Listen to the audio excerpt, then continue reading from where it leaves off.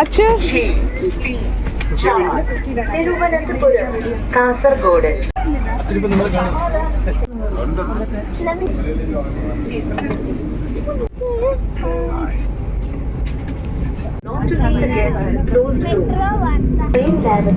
ഉപയോഗിച്ച ശേഷം എന്താണ് സംഭവം? സച്ചു എന്ത് പൊട്ടിച്ചാ നമ്മുടെ മോഡൽ.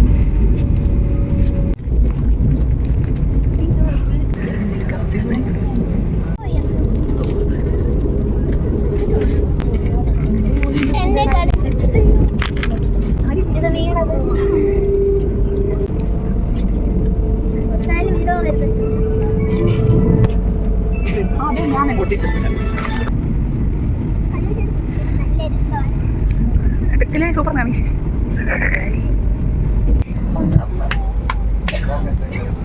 ദയവായി ഉറപ്പാക്കുക.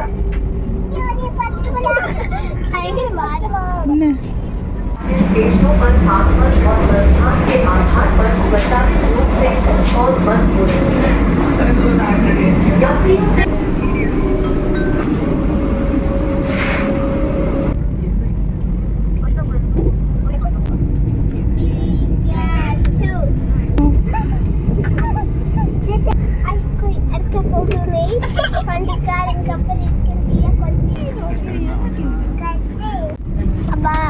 സൂര്യന്റെ വീഡിയോ ഉണ്ടാ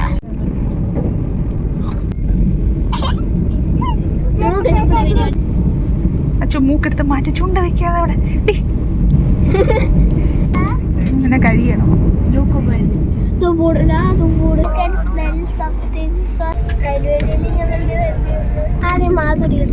ആദ്യം കഴിക്കാൻ നോക്ക്.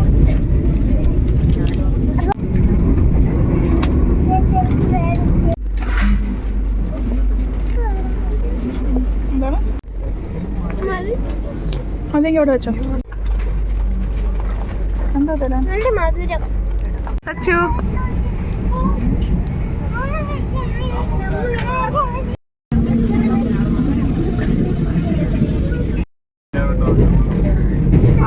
ഇവിടെ ചോദിക്കുമ്പോ അത് മറന്നുപോയി ചോദിച്ച പേര്. കുളിക്കാൻ പോയായിരിക്കും ഞാനിവിടെ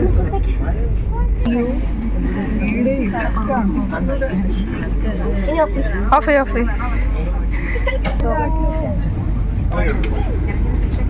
ട്രെയിൻ പൂർണ്ണമായി നിർത്തിയതിനു ശേഷം മാത്രം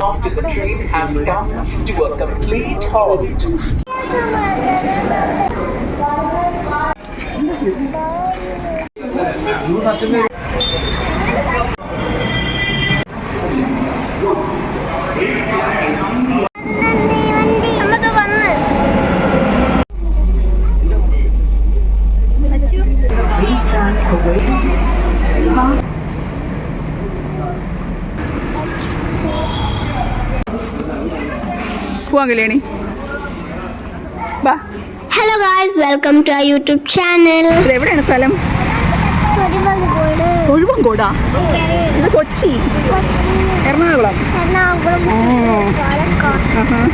യെസ് ഗായ്സ്, നമ്മളിപ്പോൾ എറണാകുളത്താണ്. വന്ദേ ഭാരത് തുടങ്ങിയപ്പോൾ തൊട്ട് ആഗ്രഹിക്കും അതിൽ കയറണമെന്ന്, പക്ഷെ ഇപ്പോഴാണ് പറ്റിയത്. രാവിലെ ട്രിവാൻഡ്രം സെൻട്രലിൽ നിന്ന് ട്രെയിൻ കയറി 8:15 എറണാകുളം നോർത്തിൽ ഇറങ്ങി. പാലാരിവട്ടത്ത് ഒരു റൂം എടുത്തിരുന്നു. മെട്രോയിൽ കയറി അവിടെ പോയി ഒന്ന് ഫ്രഷ് ആയി.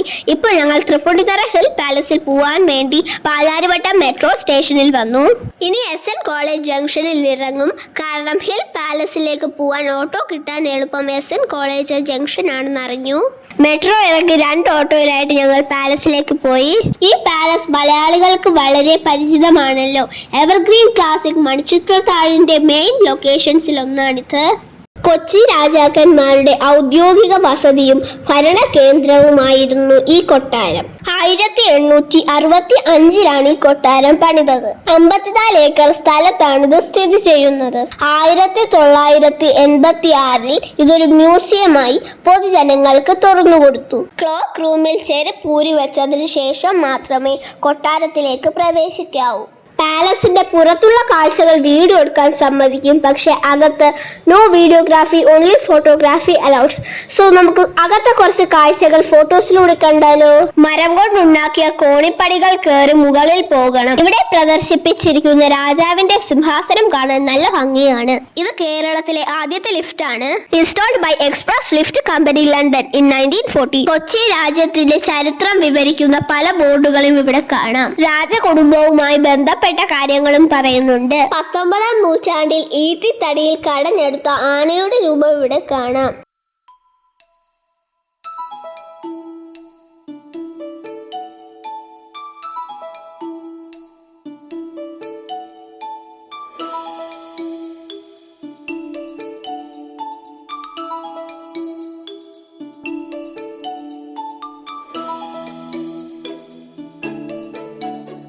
മറ്റൊരു സ്ഥലത്തെത്തുമ്പോൾ അന്നത്തെ കാലത്ത് യാത്ര ചെയ്യാൻ ഉപയോഗിച്ചിരുന്ന വാഹനങ്ങൾ കാണാം. ഇതെല്ലാം ബ്രിട്ടീഷുകാർ രാജാവിന് നൽകിയതാണ്. അതിനു മുമ്പ് യാത്ര ചെയ്യാൻ ഉപയോഗിച്ച പല്ലക്കുകളാണ് ഇവിടെ പ്രദർശിപ്പിച്ചിരിക്കുന്നത്. ഈ ഇരുമ്പക്കൂട് പണ്ട് കാലത്ത് കുറ്റവാളികളെ വധിക്കാൻ ഉപയോഗിച്ചിരുന്നതാണ്.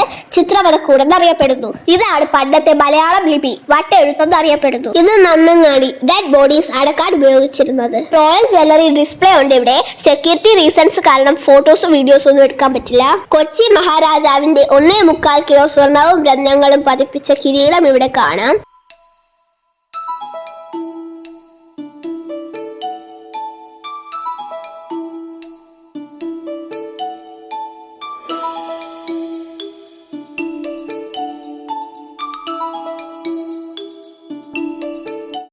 പാലസ് 3 ബിൽഡിംഗ് ആയിട്ടാണ് ഉള്ളത്.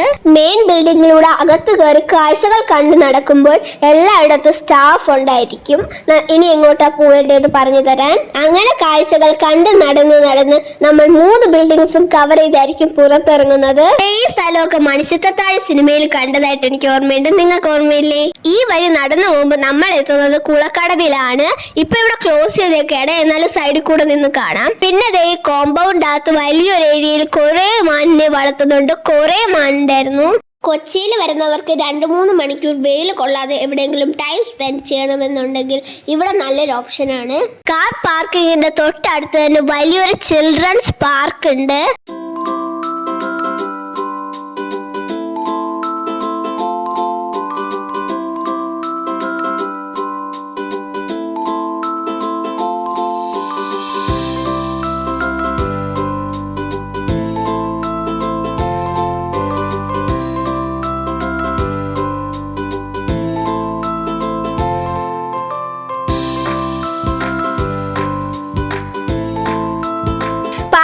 കളിച്ചു കഴിഞ്ഞ് ഞങ്ങൾ പാലസിന്റെ അടുത്തുള്ള ഹിൽ വ്യൂ റെസ്റ്റോറൻറ്റിൽ കഴിക്കാൻ വന്നു. നല്ല സാധാരണ റെസ്റ്റോറൻ്റ് ആണ്. മീൽസും ബിരിയാണിയും എല്ലാം കൊള്ളായിരുന്നു. ഇനി ഇവിടെ ഓട്ടോ പിടിച്ച് നേരെ തൃപ്പൂണിത്തറ മെട്രോ സ്റ്റേഷനിലേക്കാണ് പോകുന്നത്. ഇവിടെ നിന്ന് മെട്രോ കയറി ഞങ്ങൾ ഇനി MG കോളേജ് ജംഗ്ഷൻ മെട്രോ സ്റ്റേഷനിൽ ഇറങ്ങും. ഞങ്ങൾ ഈ ട്രിപ്പ് പ്ലാൻ ചെയ്ത ഒരു 1 ഡേ ട്രിപ്പ് ആയിട്ടാണ്. കാരണം ഞങ്ങൾക്ക് വേണ്ടത് 3 കാര്യങ്ങളായിരുന്നു. നമ്പർ 1 വന്ദേ ഭാരതിൽ കയറണം, നമ്പർ 2 മെട്രോയിൽ കയറണം, നമ്പർ 3 വാട്ടർ മെട്രോയിൽ കയറണം. അത് കഴിഞ്ഞ് രാത്രി തിരിച്ച് നാട്ടിൽ പോകാമെന്നായിരുന്നു പ്ലാൻ. പക്ഷെ അത് മാറ്റി ഒരു ദിവസം കൂടെ എറണാകുളത്ത് സ്റ്റേ ചെയ്യാമെന്നാക്കി. MG കോളേജ് ജംഗ്ഷൻ മെട്രോ സ്റ്റേഷനിൽ നിന്നിറങ്ങി ഞങ്ങൾ ഇനി ഹൈക്കോർട്ട് ജംഗ്ഷനിലേക്ക് ഒരു ഓട്ടോയിൽ പോവുകയാണ് വാട്ടർ മെട്രോയിൽ കയറാൻ.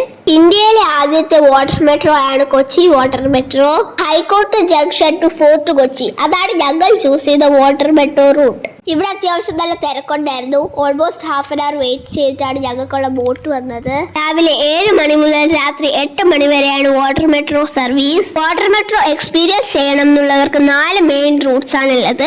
High court to South Chittoor, high court to Fort Kochi, high court to Vypin, Vyttila to Kakkanad. ഇവിടുത്തെ ബോട്ടുകൾക്കെല്ലാം കേരളത്തിലെ തുറമുഖങ്ങളുടെ പേരുകളാണ് നൽകിയിരിക്കുന്നത്.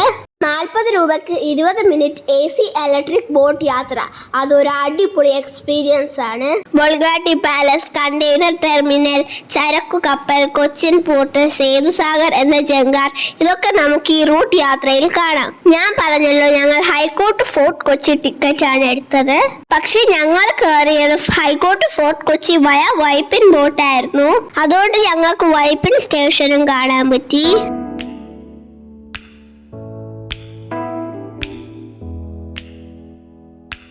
ഞങ്ങളുടെ ഫോർട്ട് കൊച്ചിയിൽ ഇറങ്ങാറായി.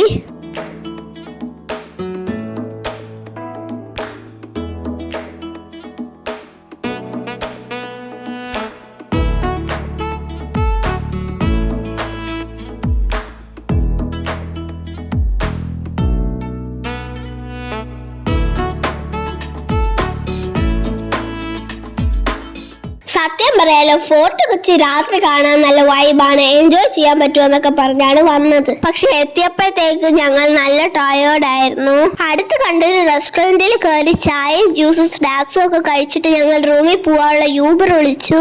ഞങ്ങൾ 3 പേര് ടാക്സി ഇരുന്നതിന് ഉറക്കമായി. എന്തായാലും വന്ന കാര്യങ്ങളൊക്കെ നടന്നു, ഒത്തിരി സന്തോഷമായി. ഇനി നാളെ എന്തൊക്കെയാ പരിപാടി എന്നുള്ളത് നാളെ രാവിലെ എണീറ്റിട്ട് പ്ലാൻ ചെയ്യും. അപ്പൊ ഇതൊക്കെയായിരുന്നു ഞങ്ങളുടെ ഒരു ദിവസത്തെ കൊച്ചിയിലെ വിശേഷങ്ങൾ. സെക്കൻഡ് ഡേയുടെ കുഞ്ഞു കുഞ്ഞു വിശേഷങ്ങളുമായിട്ട് ഉടനെ വരാം. അതുവരെ